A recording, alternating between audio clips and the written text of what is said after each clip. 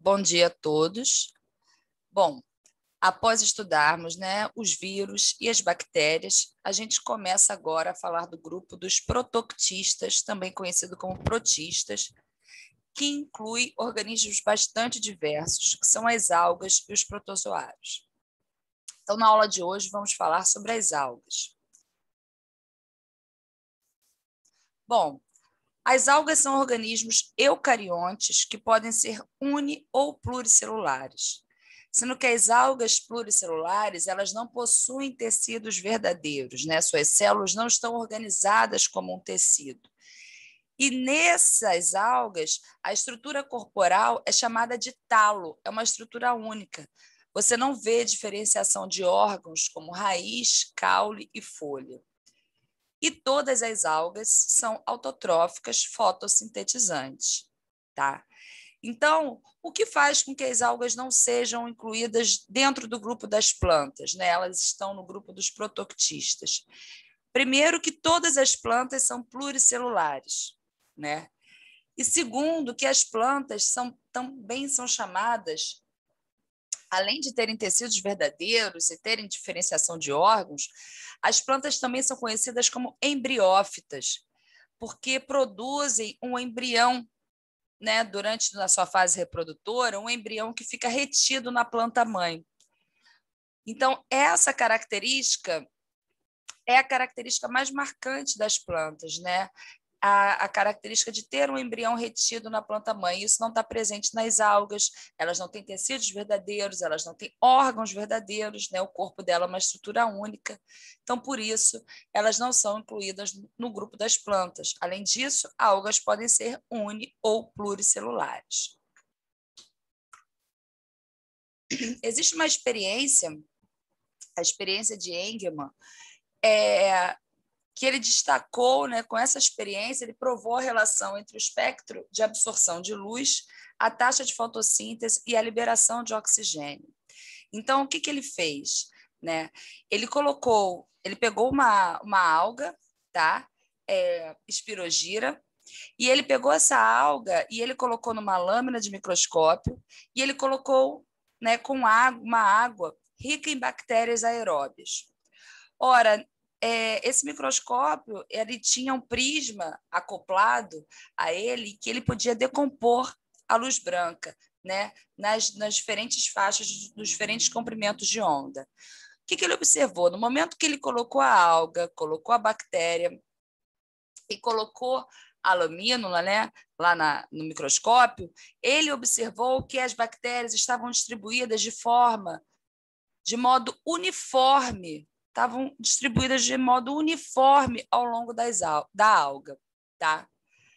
Depois que ele iluminou essa lâmina, com a luz branca e essa luz sendo decomposta, ou seja, diferentes espectros ali incidindo sobre aquela alga banhada ali nas bactérias, o que acontece? Depois de algum tempo, ele verificou que as bactérias elas ficaram aglomeradas em 2 comprimentos de onda específico, na faixa do azul-violeta e na faixa do vermelho-laranja. Por quê? Com isso, ele comprovou que a alga, fazendo fotossíntese, a fotossíntese ela é mais intensa, a luz é absorvida especialmente na faixa do azul-violeta e na faixa do vermelho. Então, nesses 2 comprimentos de onda é onde ocorre a maior taxa de fotossíntese e, consequentemente, a maior taxa de liberação de oxigênio. E já que essas bactérias eram bactérias aeróbias, óbvio, elas corriam atrás do oxigênio, então elas se aglomeraram no ponto da alga onde havia a maior concentração de oxigênio, que coincidia exatamente com os pontos onde estava havendo a maior taxa de fotossíntese, liberando esse oxigênio. Então, essa experiência foi extremamente importante para mostrar que a clorofila, verde da fotossíntese, presente nos seres clorofilados, que fazem fotossíntese, ela absorve luz principalmente na faixa do azul e na faixa do vermelho. Ué, Débora, e na faixa do verde? Repara que quase não tem bactéria aqui na faixa do verde. Por quê? A clorofila é um pigmento verde.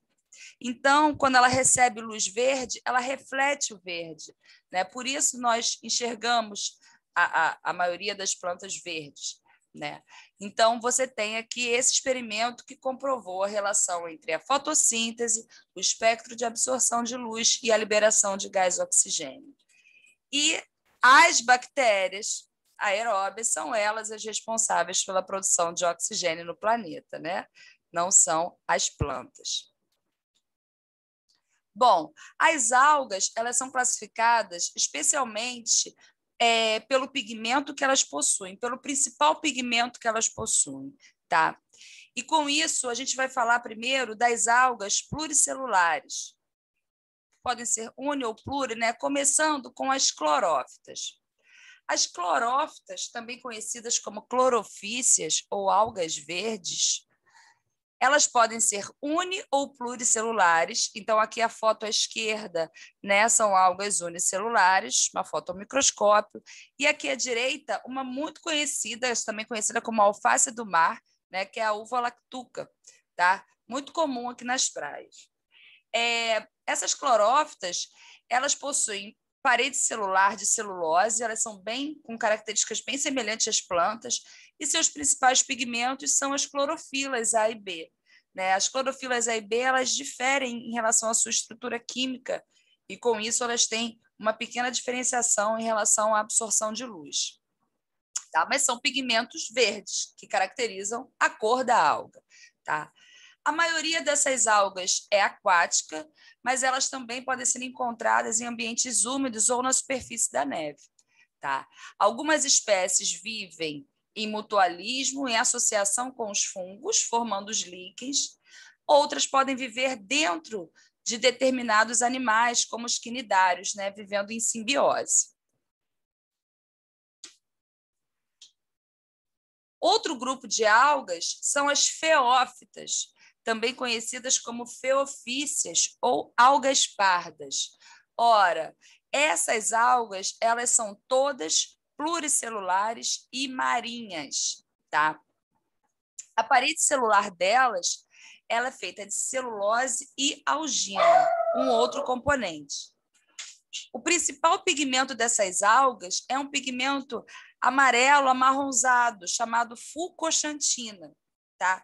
Então, repara a cor dessas algas. Né?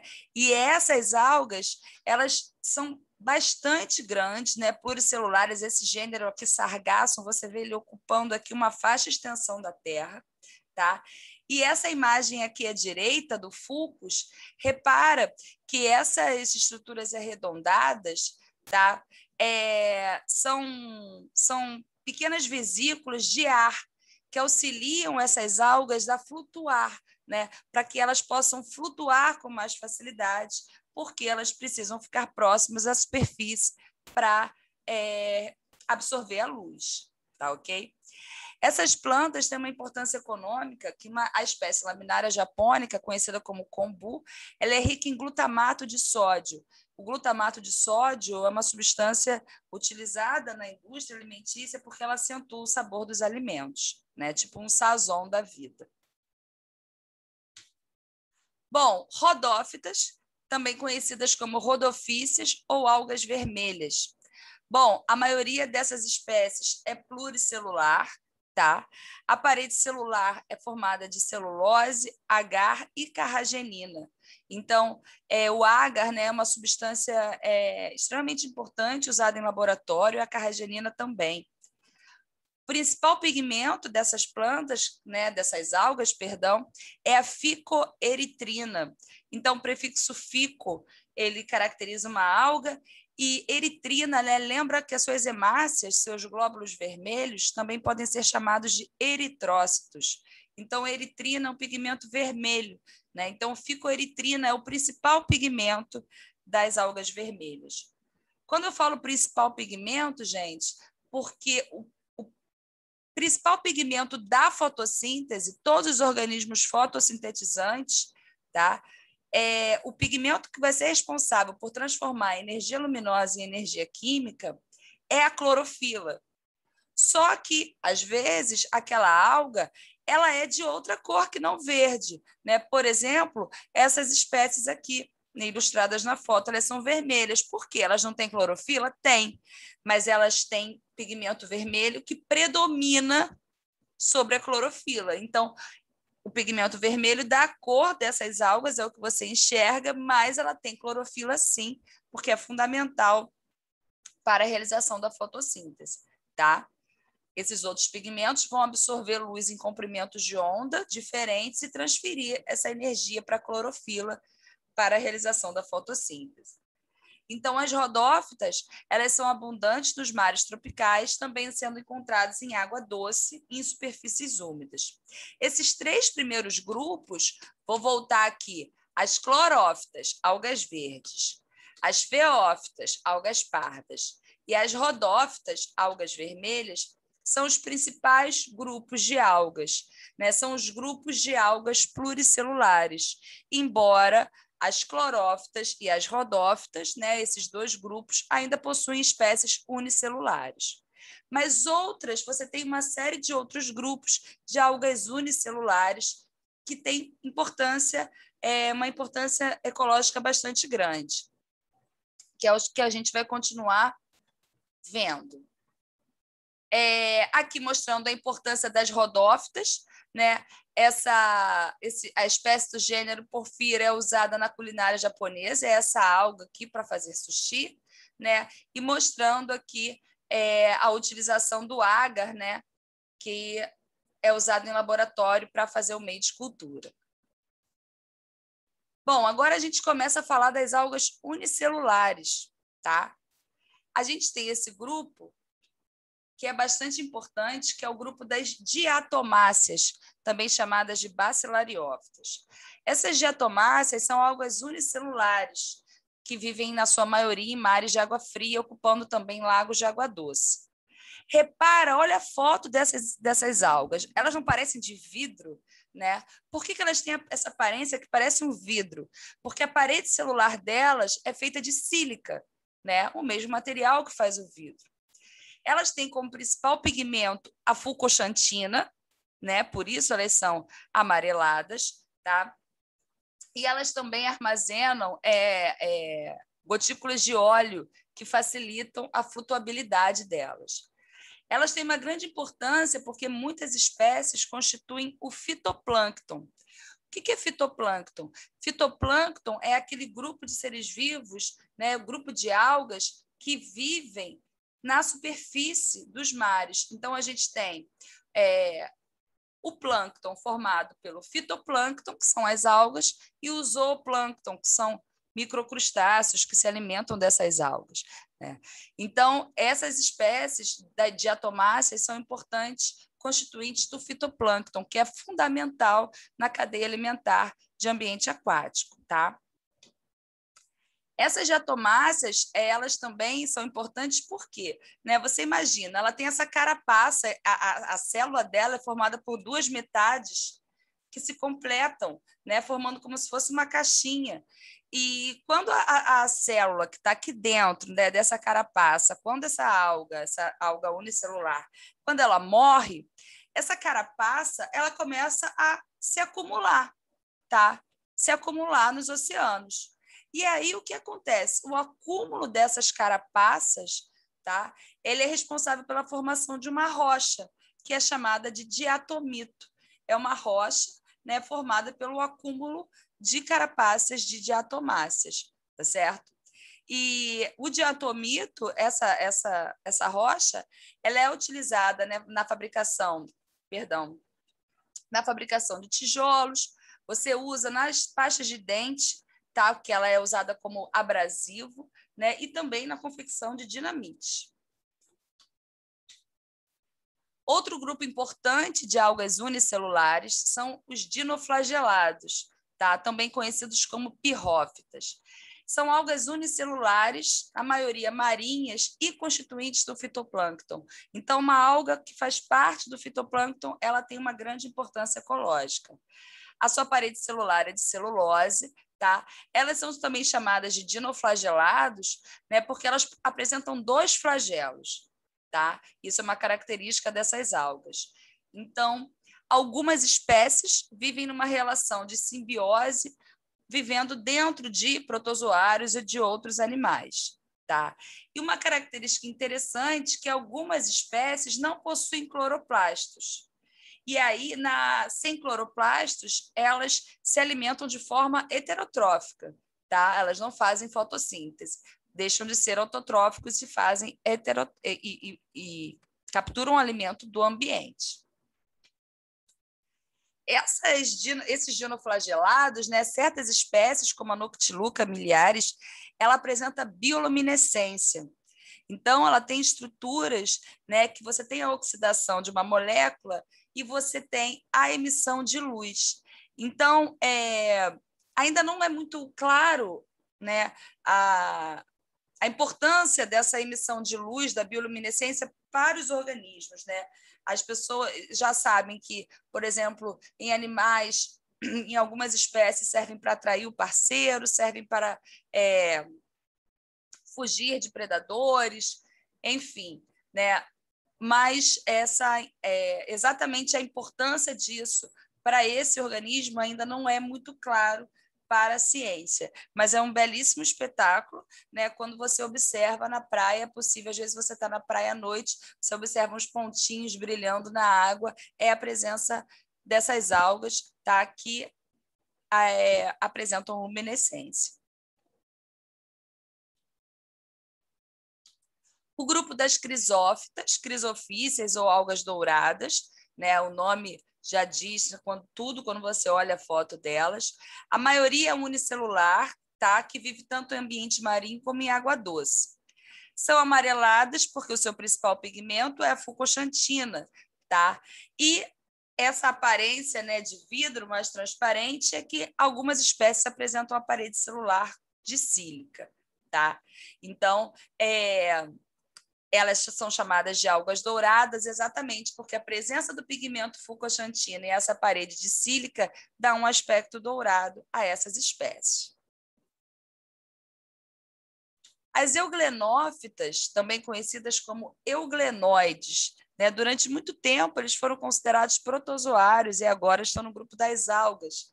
São unicelulares, livrinatantes, que em geral apresentam 2 flagelos. E a maioria de água doce.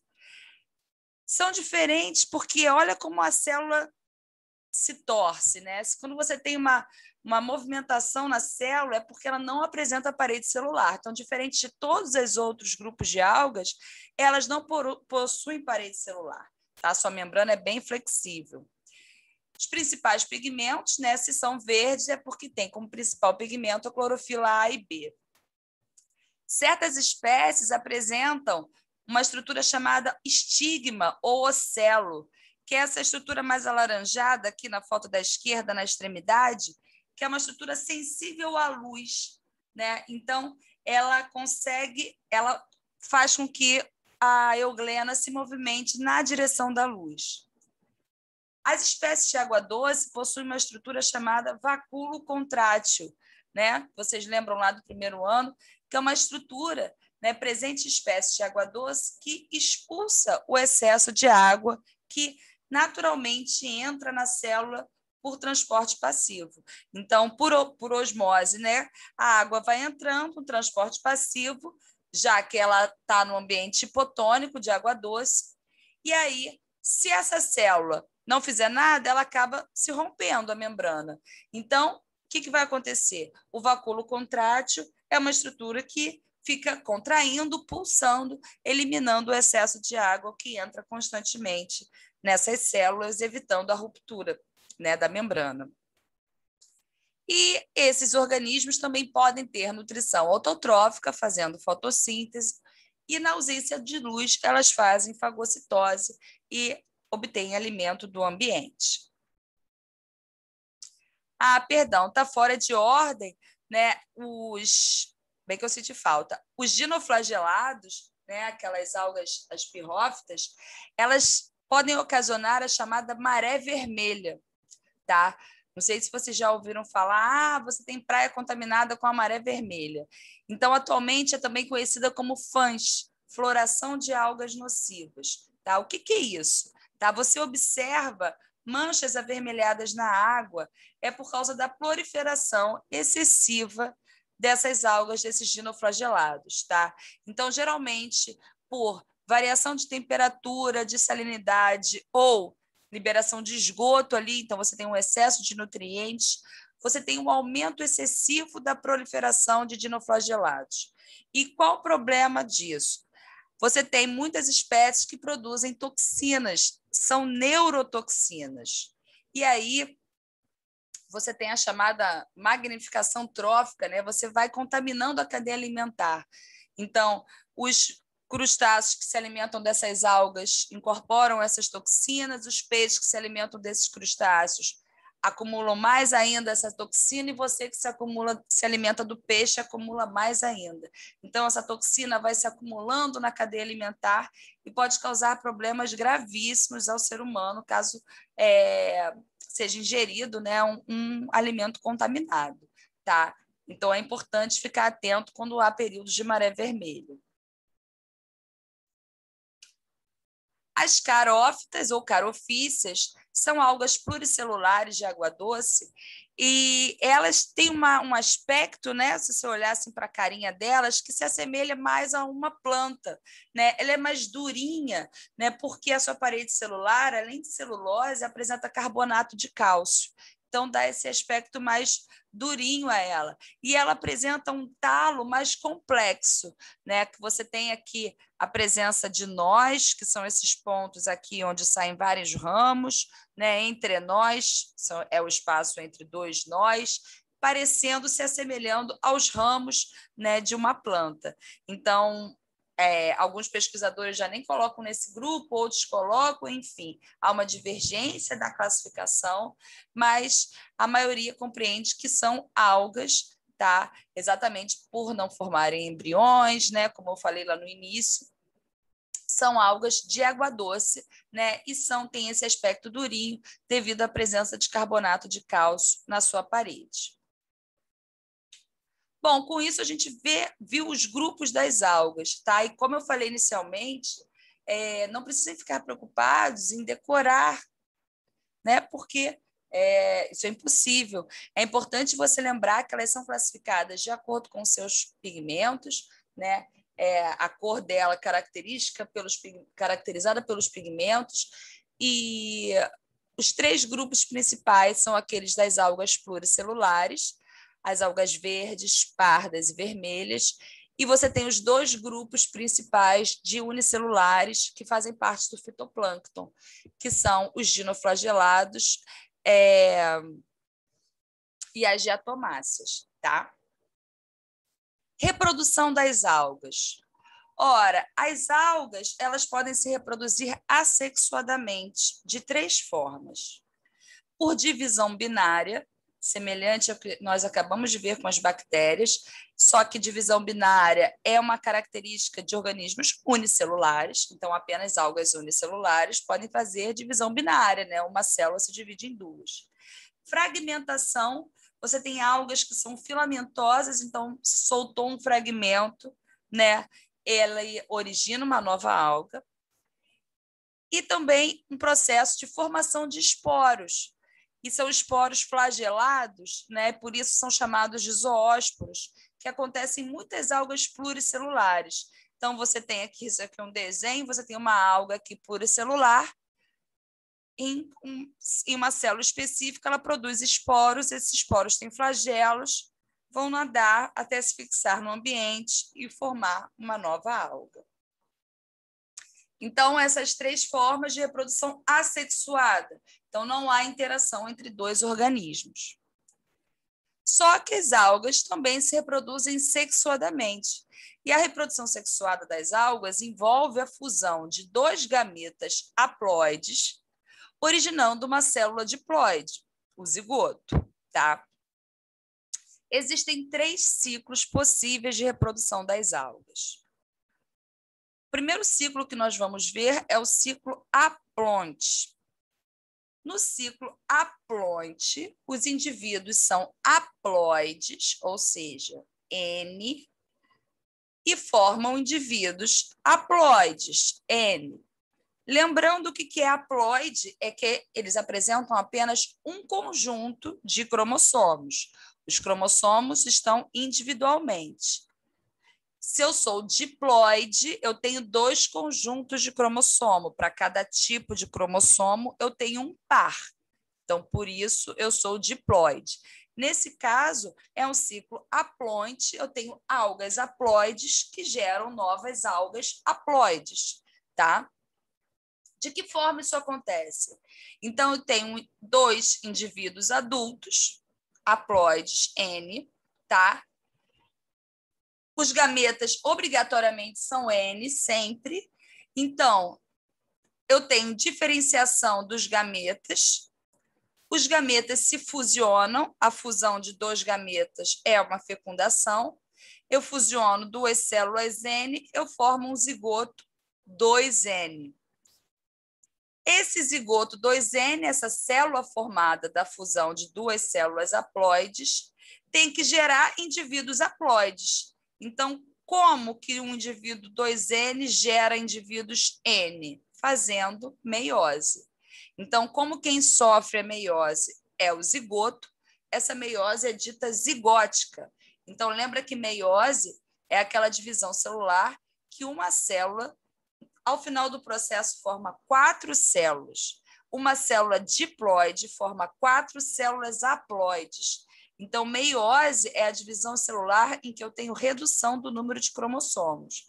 O número de cromossomos é reduzido à metade, né? Enquanto mitose é a divisão que mantém o número de cromossomos. Então, nesse caso, o zigoto 2N ele vai sofrer uma meiose e vai formar indivíduos N, haploides. E aí eu fechei o meu ciclo. Quando esses indivíduos estiverem adultos, eles vão formar gametas, esses gametas vão se fusionar, formar um zigoto 2N, que vai sofrer meiose e vai formar indivíduos N novamente. Beleza? Algumas algas fazem o ciclo diploide, ou seja, são algas diploides que geram algas diploides. Então, de que forma? O indivíduo adulto diploide, 2N, ele faz agora meiose para formar os gametas, porque 2N para gerar N, eu reduzo o número de cromossomos à metade, isso só pode ser feito por meiose. Nesse caso aqui, como a meiose é para formar os gametas, né? É uma meiose gamética. Fiz a meiose, os gametas N vão se fusionar, fecundação, formando um zigoto. O zigoto é 2N, mas eu tenho que gerar indivíduos 2N também. Então, esse zigoto só se multiplica e eu formo indivíduos jovens diploides. Tá certo? Então, esse ciclo é bem parecido com o nosso, né? Animal. Eu sou diploide, formo gametas haploides que fusionam, formam um zigoto, o zigoto se multiplica, tá, o indivíduo adulto, tá? Então, indivíduos diploides fazem meiose, formam gametas, gametas se fusionam, formam um zigoto diploide, que cresce e forma novos indivíduos. Tranquilo? Mas o mais legal de todos, que é o ciclo típico das algas pluricelulares, é um ciclo chamado de alternância de gerações ou metagênese, ou também chamado de haplodiplobiôntico. É ótima palavra para forca, ninguém acerta. Calma. Acompanha aqui comigo. Nesse ciclo, a gente viu um ciclo haploide, em que as algas são haploides, um ciclo diploide, em que as algas são diploides. Agora a gente vai ver um ciclo em que, em uma fase da vida, a alga é haploide, em outra fase da vida, ela é diploide. Tá ok? Na fase que ela é diploide, na fase que ela é 2N, na fase em que ela é diploide, essa alga vai ser chamada de esporófito. Opa, olha esse nome, esporófito. É a alga que produz esporos. Na fase da vida em que a alga adulta ela é haploide, ela é chamada de gametófito. Peraí, Débora, não entendi nada. Volta.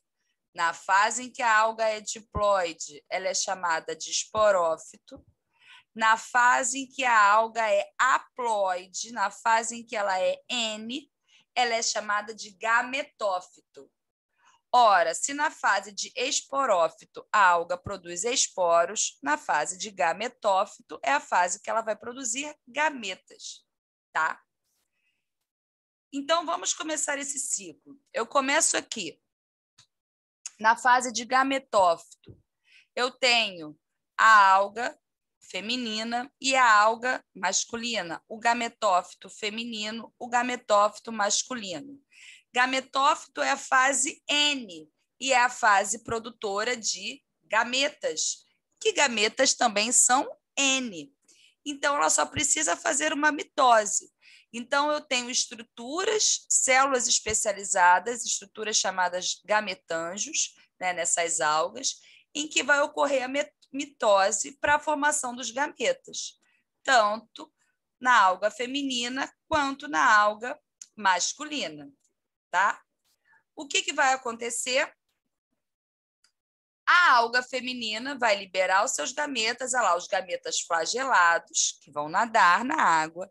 A alga masculina vai liberar os seus gametas. Esses gametas vão se fusionar, fecundação, e se eu faço a união de duas células N, eu formo um zigoto 2N. Esse zigoto 2N vai sofrer sucessivas mitoses, ele vai crescer. E aí vai formar a alga adulta. Se ela é formada por mitose a partir do zigoto 2N, essa alga adulta aqui, ela é 2N.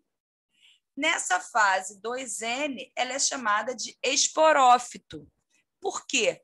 Porque ela tem estruturas dentro dela, chamada esporângios, onde vai ocorrer a meiose para a formação de esporos. Tá? Uma coisa importante, para não esquecer, lembra que eu falei? Esporos nas bactérias eram células de resistência. Esporos nas algas e nas plantas são células reprodutoras. E esporos e gametas são dois tipos de células reprodutoras que são sempre, obrigatoriamente, haploides, N. Todo gameta é N, todo esporo é N também. Então, se eu tenho aqui a fase de esporófito da alga 2N, ela vai sofrer meiose para liberar os seus esporos. Ora, os esporos N são liberados no ambiente, crescem por mitose e formam uma nova alga. Se é uma alga N, agora ela é chamada de gametófito. Então, é uma fase em que a alga é haploide, nessa fase em que ela é haploide, ela é chamada de gametófito, porque ela produz gametas. Esses gametas vão se unir, vão formar um zigoto 2N, que vai crescer e vai originar uma alga diploide. Essa alga diploide é chamada de esporófito, então ela produz esporos. Então, ela precisa fazer meiose para produzir esporos N. Esses esporos caem no ambiente, crescem, originam uma nova alga N. Então, repara que numa fase da vida ela é N, chamada de gametófito, e outra ela é 2N, chamada de esporófito. Qual é a vantagem desse ciclo em relação aos anteriores, tá? A vantagem é, onde é que a gente viu produção de esporos? Quando eu falei aqui de reprodução das algas. Eu falei de esporos quando nós estávamos falando de reprodução assexuada. Ali, ó, zoosporia, produção de esporos flagelados. E agora, a produção de esporos aparece num ciclo sexuado aqui de alternância de gerações. Então, qual a importância desse ciclo? Tá? A fase de gametófito promove a fusão de células que vieram de origens diferentes. Então, A fase de gametófito promove a união de gametas para a formação de um zigoto. Então, com isso, eu tenho variabilidade genética aí, porque eu tenho a combinação de dois conjuntos de genes, um feminino e outro masculino. Enquanto a fase de esporófito, ela produz muitos esporos. E cada esporo que ela liberar vai originar uma nova alga. Então, preste atenção, esse ciclo eu faço a união eu tenho no mesmo ciclo produção de grande número de indivíduos com variabilidade genética, tá certo? Então, eu faço é como se eu juntasse, né, a reprodução assexuada e sexuada. Não, é isso mesmo. Eu tenho um ciclo assexuado e eu tenho um ciclo sexuado, tá ok? Então, eu tenho produção de grande quantidade de indivíduos com variabilidade. Então, esse ciclo de alternância de gerações, ele é o mais importante e ele é o que é realizado pelas algas pluricelulares, aquelas verdes, vermelhas e pardas que eu falei no início. Tranquilo? Bom, aqui é uma imagenzinha para relaxar e, em relação às algas, ficamos por aqui. Beijos!